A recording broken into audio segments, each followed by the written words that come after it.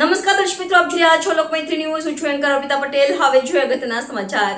ગુજરાત રાજ્ય યોગ બોર્ડ દ્વારા વડોદરાના નવલખી ગ્રાઉન્ડ પર વિશ્વ યોગ દિવસના ઉપલક્ષમાં યોગ તાલીમ શિબિર યોજાઈ હતી, જેમાં 10,000થી વધુ લોકોએ યોગ કર્યા હતા. યોગ શિબિરમાં હજારોની સંખ્યામાં લોકો જોડાયા હતા. યોગના વિવિધ આસનો દ્વારા યોગના મહત્વ વિશે લોકોને કરાયા અવગત.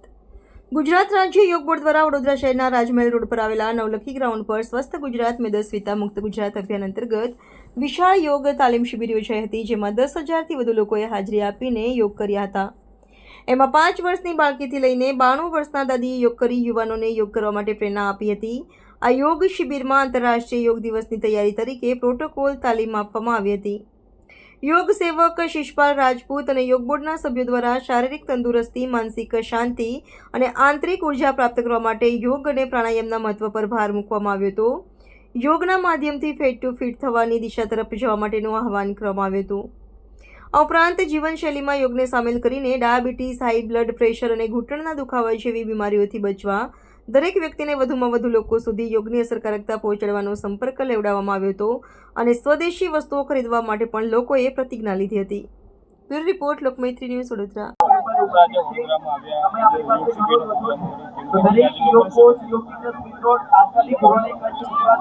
જીવનનો મકસદ છે વિકાસ અને યોગ અમને વિકાસ સાથે જોડે છે.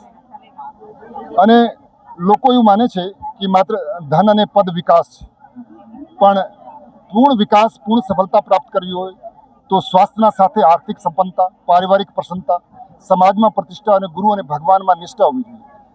અને એ બધા ગુણો પેદા કરે છે યોગ. ગુજરાત રાજ્ય યોગ બોર્ડ દ્વારા આ યોગના કાર્યક્રમો સમસ્ત ગુજરાતમાં ચલાવવામાં આવે છે. આજે અમે વડોદરા શહેરમાં યોગના મહાકુંભનું આયોજન કર્યું, જેમાં પતંજલિ યોગ સમિતિ, ગુજરાત રાજ્ય યોગ બોર્ડના માધ્યમથી આ એક યોગનો વિશાળ કાર્યક્રમ થયો.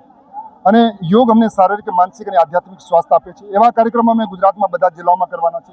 કાલે પણ અમારા રિવરફ્રન્ટમાં કાર્યક્રમ છે, માનનીય મુખ્યમંત્રી એમાં ઉપસ્થિત રહેવાના છે. ગુજરાતની સમસ્ત જનતાને હું આહ્વાન કરવા માંગુ છું કે આવો આપણે બધા સાથે મળીને યોગી બનીએ, નિરોગી બનીએ, સમાજ માટે સહયોગી અને રાષ્ટ્ર માટે ઉપયોગી બનીએ. દિવસના ઉપલક્ષની અંદર योग शरीर माटे, मन माटे और आत्मा माटे बहुत ज़रूरी है. And I am the healthy talk with. योग का महत्व बहुत ज़्यादा है. अगर आप अपने मन और शरीर को एक करना चाहते तो योग करना पड़ेगा. और आज के ज़माने की जो दिनचर्या है और जो हमारी जीवन शैली है, उसमें अगर आपने योग को शामिल नहीं किया तो आप रोगों से ग्रस्त रहेंगे. और योग को शामिल किया तो मन आनंदित रहेगा, आत्मा आनंदित रहेगी और आप सदैव उन रोगों से मुक्त रहेंगे और जीवन को अच्छे से जी सकेंगे.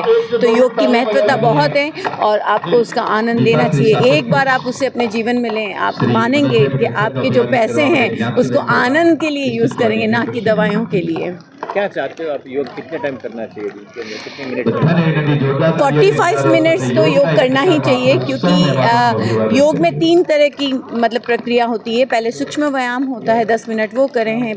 फिर 25 मिनट्स जैसा आप अपना शारीरिक व्यायाम करें, दूसरे अभ्यास करें आसनों का, और उसके बाद में प्राणायाम करते हुए ध्यान करेंगे तो आत्मा को परमात्मा के साथ जोड़ने का ये एक लिंक है.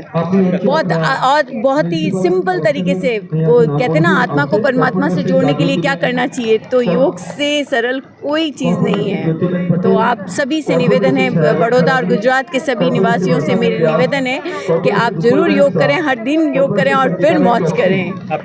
मेरा नाम ममता है. લોકમૈત્રી ન્યૂઝ સાથે જોડાયેલા રહેવા અમારા યુટ્યુબ ચેનલને સબસ્ક્રાઇબ કરી ફેસબુક અને ઇન્સ્ટાગ્રામ પેજને લાઇક અને શેર કરો.